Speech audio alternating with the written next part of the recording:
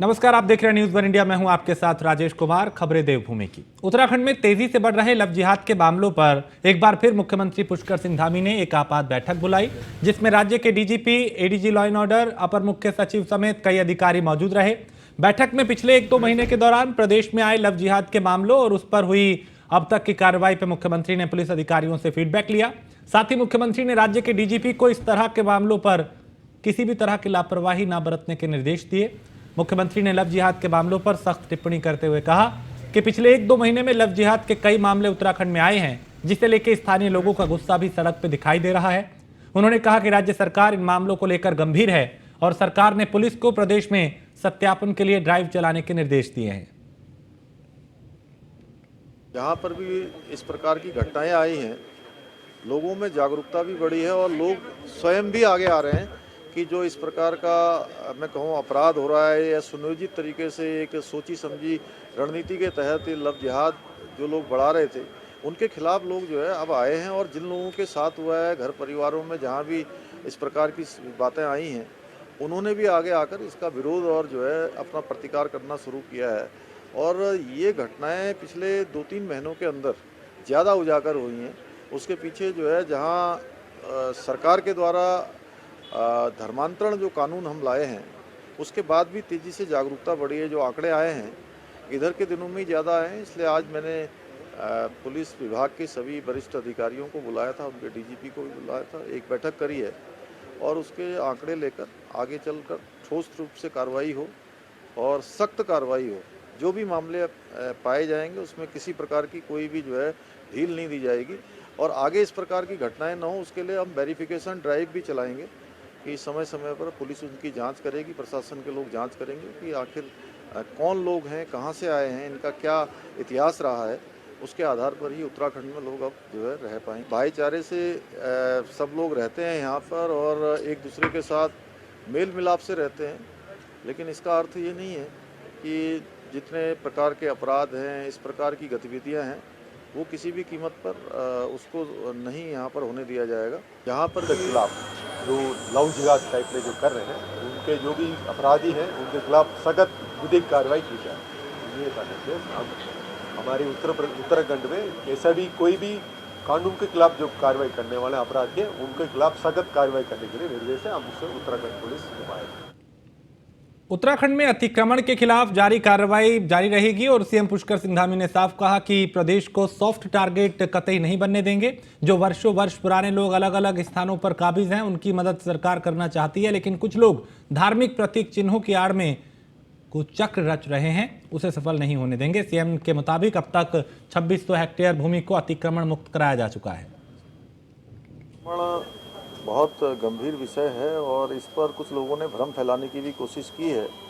हमने बार बार ये बात कही है कि जो लोग लंबे समय से 50 सालों से 100 सालों से जो काबिज हैं, पुरानी जो बसावटें हैं या गोठ हैं, खत्ते हैं, वन भूमि पर लंबे समय से काबिज हैं, उनको हमने कहा है कि उनका नियमितीकरण करने के लिए, उनको नियमित करने के लिए, उनका पक्का करने के लिए हमने कैबिनेट की एक सब कमेटी बनाई है। लेकिन जिनके कारण से ये सब डेमोग्राफिक चेंज हुआ है, जिससे कारण से कानून व्यवस्था की स्थिति खराब हुई है और सरकारी भूमि पर जिन्होंने प्रतीक स्थल के नाम पर ज़मीनों को कब्जाने का जो एक खेल शुरू किया हुआ है, वो नहीं चलेगा। और उसके लिए हमने पहले भी कहा कि जो लोग इस प्रकार की चीज़ों को जिन्होंने किया है वो स्वतः ही उसको समाप्त कर लें, अन्यथा हम जो है प्रशासन जो है विधिक रूप से उन पर कार्रवाई जो चल रही है वो चलती रहेगी। अतिक्रमण उत्तराखंड में विधानसभा भर्ती घोटाले के बाद विधानसभा जल्द विधानसभा में होने वाली भर्तियों को लेकर नई नियमावली जारी कर सकता है और उत्तराखंड विधानसभा के अध्यक्ष रितु खंडूड़ी भूषण का कहना है कि भर्तियां पारदर्शी हों, इसका पूरा ध्यान नियमावली में रखा गया है। उन्होंने कहा कि विधानसभा ने विशेषज्ञों की राय और विधानसभा के वरिष्ठ लोगों की मेहनत से यह नियमावली बनाई है, जिसको सरकार को भेज दिया गया है। विधानसभा अध्यक्ष ने कहा कि कैबिनेट में यह नियमावली पास की जानी थी, लेकिन इस बार की बैठक में नियमावली नहीं आई। उन्हें उम्मीद है कि जल्द ही सरकार कैबिनेट मिलकर इस नियमावली को पास कर देंगे। भर्ती नीति की बात नहीं है, रूल्स और रेगुलेशंस हमने बनाए हैं और सरकार में भेज दिए हैं। कैबिनेट में उसको मंजूरी जैसे ही मिलेगी हम अब उस पर कार्रवाई शुरू करेंगे। नहीं, अब कोई अड़चन नहीं। अब जो अड़चनें थी वो हम लोगों की, हमारी जो सेक्रेटरी हैं OSD, सब डिस्कशन हो चुका है और अब वो शासन में है। नए नहीं आएंगे। I am unable to get a good सचिव। ज़बरदस्त एक्सरसाइज हुई है। देखिए, कोई भी चीज़ों को बदलने में या उनको सुदृढ़ करने में सोच समझ के ही काम होता है। कोई बादशाहत नहीं चल रही हमारी कि हमने ये निर्णय ले लिया या फैसला ले लिया। डिस्कशंस होते हैं, फाइल्स होती हैं, आइडियाज़ बैक एंड फोर्थ जाते हैं। हमने एक निर्णय लिया, फिर उसको सरकार के पास भेजा, वहाँ उसको वेट किया गया, उसके बाद उनको जो आपत्तियाँ लगी उन्होंने हमारे पास भेजी। तो ये बैक एंड फोर्थ के बाद बहुत सोच समझ के और काफ़ी मेहनत के बाद ये रूल्स एंड रेगुलेशंस जो हैं वो हमने शासन तक पहुँचाए हैं।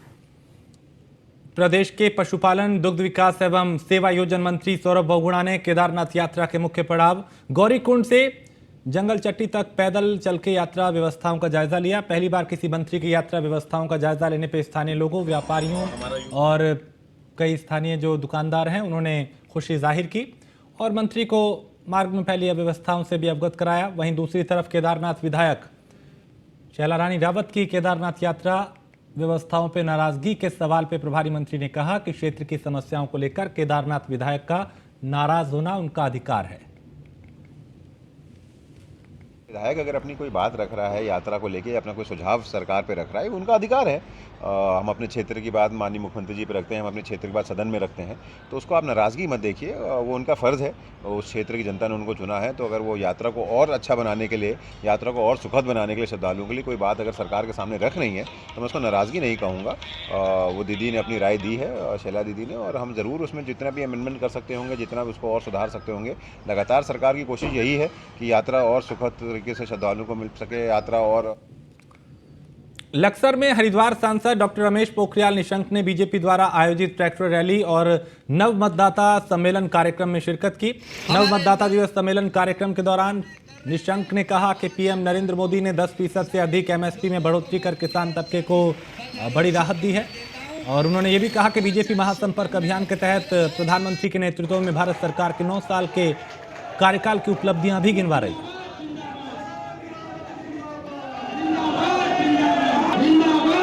हमारा अगुवा है, किसान के हित में जो भी निर्णय हो सकेंगे हमारे नरेंद्र मोदी जी वो निर्णय कर रहे हैं। और आयोजन हुआ है और आपने देखा कि क्या उत्साह था लोगों में, किसानों में। और ट्रैक्टर रैली कई किलोमीटर तक जो है लंबी रैली निकली है। किसान मोर्चा के प्रदेश अध्यक्ष जोगेंद्र पंडित जी और उनकी टीम के लोग और यहाँ का जिला अध्यक्ष मनीष और उसकी पूरी टीम ने जिस तरीके से किसानों के साथ जुड़ करके और आज उत्सव मनाया, क्योंकि हमारे देश के प्रधानमंत्री ने हमेशा किसान को शीर्ष प्राथमिकता दी है। किसान मोर्चे के द्वारा एक बहुत भव्य रैली का आयोजन हुआ है और आपने देखा कि क्या उत्साह था लोगों में, किसानों में। और ट्रैक्टर रैली कई किलोमीटर तक जो है लंबी रैली निकली है। किसान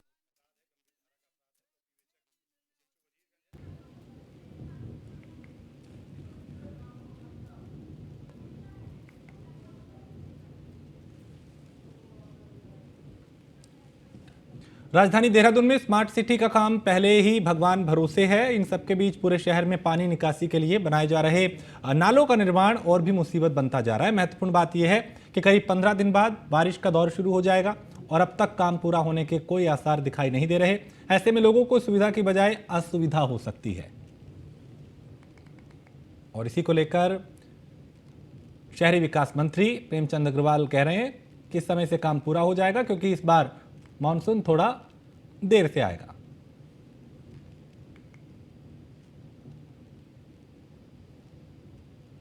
जिस प्रकार से स्मार्ट सिटी के काम चल रहे हैं उसमें आप जानते हैं कि गति तो आई है। पिछले दिनों थोड़ी दिक्कतें थी, अब गति पकड़ी है। जहाँ तक समय बढ़ने की बात है वो भारत सरकार की तरफ से ही 1 साल बढ़ाने की निर्देश हमें मिले, यानी कि अब हम जून 2024 तक का समय हमें मिला है। अब हालांकि हम उससे पहले कई काम तो हमने कर भी दिए पूरे, कई काम जो है गतिमान है जो हम जून 24 तक पूरा कर लेंगे। नहीं, ये बात ठीक है कि बरसात हमारे सिर पे है। हमारी कोशिश है कि हम उसको प्राथमिकता में लें और जिस तरह से हम काम कर रहे हैं, हालांकि बरसात की संभावना भी एक हफ्ता लेट जैसा बता रहे हैं, तो उम्मीद कर रहे हैं कि हम जून एंड तक इसको भी कराने का पूरा प्रयास कर रहे हैं, क्योंकि नाले और बरसात का जिस प्रकार से मेल है उसमें तो नाले बनाना बहुत ज़रूरी है। ड्रेनेज का काम हमारा समय पे हो जाए, ये हमारी। उत्तराखंड में G20 की अंतिम बैठक को लेकर जिला प्रशासन की तैयारी अंतिम दौर में है। जिलाधिकारी सोनिका ने त्रिवेणी घाट का स्थलीय निरीक्षण करते हुए G20 के कार्यक्रम की तैयारियों का जायजा लिया। जिलाधिकारी ने निर्देश दिए कि G20 के कार्यक्रम को लेकर त्रिवेणी घाट पर कराए जा रहे निर्माण कार्य युद्ध स्तर पर पूरे किए जाएं, तेजी से इनको पूरा किया जाए। आप देख रहे हैं अभी तो काम प्रगति पे ही है और काफ़ी सारे डिपार्टमेंट लगे हुए हैं। UPCL भी है, इरिगेशन भी है, नगर निगम भी है, सभी लोग काम कर रहे हैं। सफाई का काम चल रहा है, टाइल लगने का काम चल रहा है, बाकी पेंटिंग वगैरह का भी काम चल रहा है। तो हम लोग कोशिश कर रहे हैं जल्द से जल्द काम पूरा हो और एक भव्य आयोजन यहाँ पे करा। 25 से है यहाँ पे जो G20 का जो अभी इवेंट की डेट्स आई हैं, लेकिन यहाँ पे कब होगा उसकी डेट्स हमारे पास नहीं है। हम कोशिश करेंगे कि 20 तक काम। योग दिवस से पहले आम जनता को योग के प्रति जागरूक करने के लिए संस्कृत विश्वविद्यालय के योग विज्ञान विभाग ने अंतर्राष्ट्रीय योग दिवस के उपलक्ष्य में 50 योग यज्ञ सत्र और 50 दिन में करने का संकल्प लिया है। शुक्रवार को हरिद्वार पुलिस लाइन में योगाभ्यास कार्यक्रम आयोजित किया गया। इस कार्यक्रम में कई अधिकारियों के साथ सैकड़ों कर्मचारियों को योग का अभ्यास कराया गया। दृष्टि एकाग्र, दृष्टि जब तक एकाग्र नहीं करेंगे शासन में बैलेंस नहीं बनेगा। दृष्टि एकाग्र, और आप खींचते हुए ऊपर की ओर ऊपर लेके जाएंगे, छोड़ेंगे अकेली सर पर। उत्तराखंड संस्कृत यूनिवर्सिटी द्वारा 50 दिन 50 योग सेशन अभियान चलाया जा रहा है। उसी की तर्ज पे आज इनके द्वारा पुलिस लाइन हरिद्वार में यह कार्यक्रम आयोजित किया गया है। इसमें सभी अधिकारी कर्मचारी द्वारा प्रतिभाग किया गया है एवं सभी इससे लाभान्वित हुए हैं। योग सभी चीज़ों का समावेश है। योग का मतलब है जुड़ाव। आज हम सभी लोगों ने अपने तन मन धन शक्ति सभी को एक तरह से जोड़ करके इससे हमने ऊर्जा का संचारित हुआ है, हमारे शरीर में ऊर्जा का संचारित हुआ है और हम आशा करते हैं कि भविष्य में इस तरीके के सेशन हम आयोजित कराते रहेंगे और इससे लाभान्वित होते रहेंगे। हरिद्वार के कनखल स्थित दक्ष प्रजापति मंदिर और ऋषिकेश के नीलकंठ महादेव मंदिर में ड्रेस कोड लागू हो गया है और यहाँ पे फटी jeans, half pant, mini skirt या नाइट सूट पहनकर आना, इस पर पूरी तरह से रोक लगा दी गई है। महिला हो या पुरुष अब अमर्यादित वस्त्रों में इन मंदिरों में प्रवेश नहीं कर पाएंगे।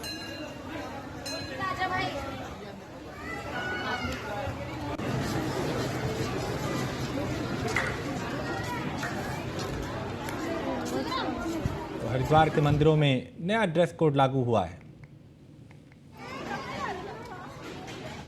दिनेशपुर में केंद्रीय रक्षा राज्य मंत्री अजय भट्ट ने खाटू वाले श्याम बाबा जी के चित्र पे पुष्प अर्पित कर उनका आशीर्वाद लिया। इस दौरान भजन गायिका पूर्णिमा ने भजन गा के लोगों को मंत्रमुग्ध कर दिया। इस दौरान केंद्रीय रक्षा राज्य मंत्री अजय भट्ट ने कहा कि खाटू वाले बाबा श्याम बाबा दरबार में साक्षात ईश्वरी शक्ति दिखाई देती है।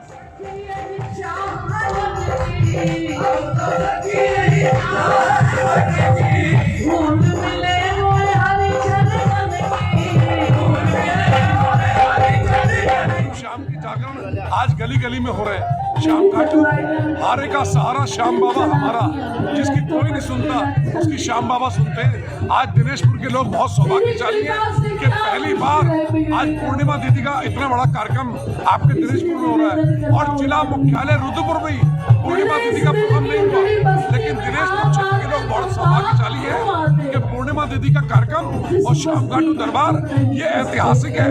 इसके दिनेशपुर के क्षेत्र में ये मील का पत्थर साबित होगा, सबके जीवन में एक नया उत्साह।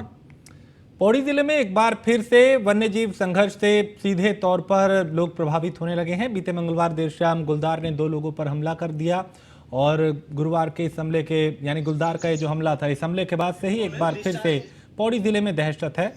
गुलदार प्रभावित क्षेत्र में डीएम ने एक बार फिर से स्कूलों का अवकाश घोषित करने के आदेश जारी कर दिए हैं।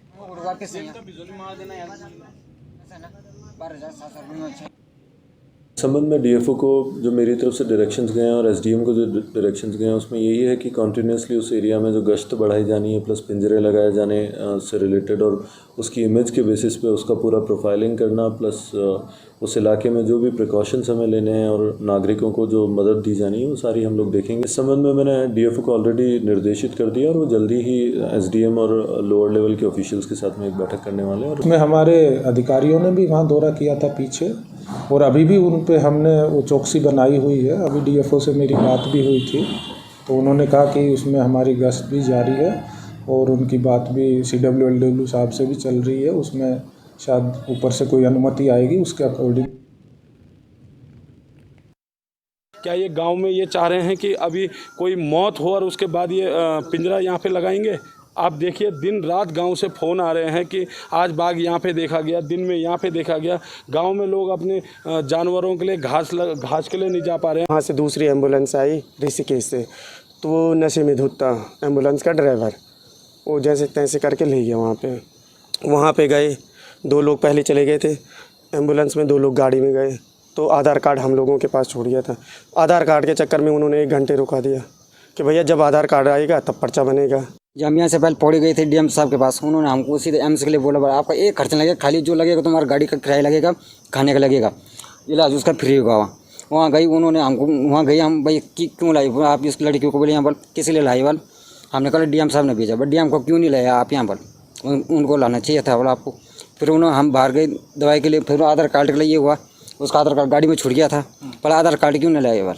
पर उन्होंने फिर पर्चा दिया बनाने के लिए, फिर उन्होंने पर्चा नहीं बनाया फिर हमारा। क्या ये और इसी के साथ इस बुलेटिन में फिलहाल इतना ही। आप बने रहिए न्यूज़ 1 इंडिया के साथ।